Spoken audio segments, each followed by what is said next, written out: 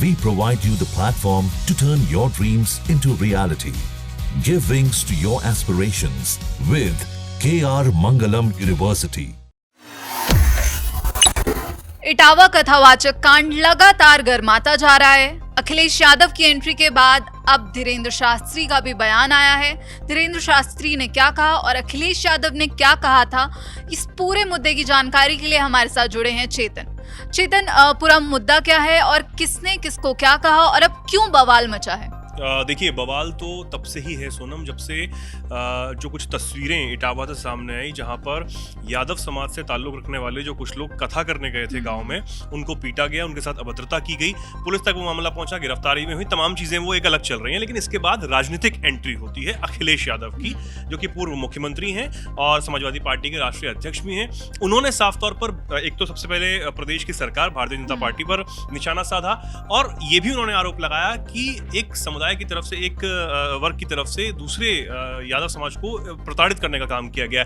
हालांकि उन्होंने जो पीड़ित लोग थे उनको बुलाया अपने दफ्तर में, उनको सम्मानित भी किया मीडिया के कैमरे के सामने, वो भी तस्वीरें सभी लोगों ने देखी। लेकिन अब अखिलेश यादव ने सीधे तौर पर जो कथावाचक हैं, बागेश्वर धाम के पीठाधीश्वर हैं, धीरेन्द्र कृष्ण शास्त्री जो हैं, उनके ऊपर निशाना साधा है। और ये इनडायरेक्टली निशाना नहीं है, सीधे तौर पर नाम लिया है मीडिया के सामने। उन्होंने उनका नाम लेकर उनके ऊपर अंडर टेबल पैसे लेने का भी आरोप लगाया। ये एक बहुत बड़ा आरोप हो जाता है कि वो अंडर टेबल पैसे लेते हैं। और अखिलेश यादव का अगर आप हुबहू बयान सुने, उन्होंने क्या कुछ कहा है, तो वो ज्यादा अच्छा होगा। दर्शकों को हम वो बयान सुनवा देते हैं। उन गांव वालों को सब पता है कि यादव ही है कथावाचक, क्योंकि जिस परिवार को कथा करानी थी उन पे इतना संसाधन पैसा नहीं था कि लाखों रुपए वाले कथावाचक बुला लें, क्योंकि कई कथावाचक हैं जो 50 लाख रुपए लेते हैं।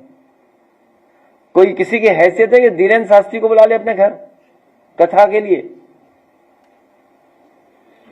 कोई अंडर टेबल लेगा वो बाबा पैसे? आप पता करवा लीजिए, अंडर टेबल नहीं लेते हैं वो धीरेन्द्र शास्त्री। क्या कथावाचक ने पता कितनी कीमत होगी उनकी, फ्री थोड़े नहीं। तो ये सुना आपने अखिलेश यादव ने क्या कहा। उन्होंने साफ तौर पर कहा कि भैया वो मोटी फीस लेते हैं, क्या किसी की हैसियत है जो धीरेन्द्र कृष्ण शास्त्री से कथा जो है वो करवा लें, क्योंकि वो 50 लाख रुपए लेते हैं, अंडर टेबल लेते हैं, ऐसी तमाम उन्होंने बातें कही। खुलकर धीरेन्द्र शास्त्री पर हमला हुआ है। बिल्कुल खुलकर हमला हुआ है और सुना भी हमारे दर्शकों ने कि कैसे। अब क्योंकि जो ये पूरा कांड है, सियासत इस पर गर्माती जा रही, तो इसके बाद धीरेन्द्र कृष्ण शास्त्री का भी बयान सामने आया। उन्होंने भी इस पर जो है पहली प्रतिक्रिया जो है वो दी है इस मामले को लेकर। लेकिन हालांकि धीरेन्द्र कृष्ण शास्त्री ने अपने बयान में अखिलेश यादव का नाम नहीं लिया है। ये एक बड़ी बात है। बिना नाम लिए ही उन्होंने नाम नहीं लिया। हाँ, जवाब दिया है सबसे पहले तो। अब इसको उनकी जो प्रतिक्रिया सामने आई है, मैं हुबहू पहले वो बता देता हूँ कि धीरेन्द्र शास्त्री ने क्या कहा। उन्होंने सबसे पहले तो इस घटना की खूब निंदा की है जो कि इटावा में हुई। उन्होंने कहा कि कथा वाचन किसी जाति की बपौती नहीं है। अगर कथावाचक जो हैं उनसे कोई गलती हो गई थी तो इसका समाधान कानूनी रूप से और न्यायपालिका के जरिए निकाला जाना चाहिए था, न कि भीड़तंत्र के जरिए। मतलब उन्होंने इस बात की आलोचना की है कि जो भीड़तंत्र वहां पर बना, उन लोगों को मारा पीटा गया, उनका मुंडन किया गया, जो भी उनके साथ अभद्रता की गई वो नहीं होनी चाहिए थी। जो भी कुछ होता वो न्यायपालिका में होता, या फिर जो भी चीजें प्रोसेस के ढंग से हो सकती थी वो होनी चाहिए थी।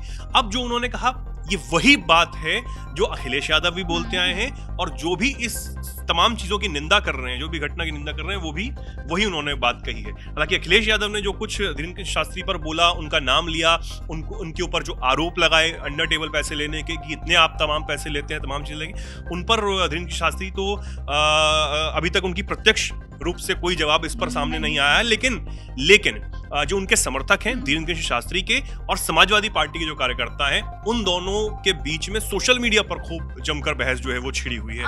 हाँ, वो एक अलग सोशल मीडिया पर बहस चल रही है। लेकिन अखिलेश यादव ने जिस तरीके से उनका नाम लिया है उसको लेकर प्रत्येक रूप से जो बागेश्वर धाम के पीठाधीश्वर हैं उनकी तरफ से कोई बयान अब तक प्रत्यक्ष रूप से सामने तो नहीं आया। लेकिन फिर भी ये बात सच है सोनम कि इस मामले में जो सियासत है वो बहुत ज्यादा गर्माती चली जा रही है। हालांकि प्रशासन ने गंभीर रूप से जो कदम उठाए जाने चाहिए थे वो उठाए हैं, मामला आगे चल रहा है और इसके बहुत सारे एंगल भी निकलकर सामने आ रहे हैं, ये चीजें भी चल रही हैं। बहुत बहुत शुक्रिया आपका चेतन इस पूरी जानकारी के लिए। तो आपको बता दें कि अखिलेश यादव ने कथावाचक धीरेन्द्र शास्त्री पर काफी गंभीर आरोप लगाए हैं और इस पर कई सवाल भी उठ रहे हैं। धीरेन्द्र शास्त्री के समर्थक जो हैं वो अखिलेश यादव को आड़े हाथों ले रहे हैं।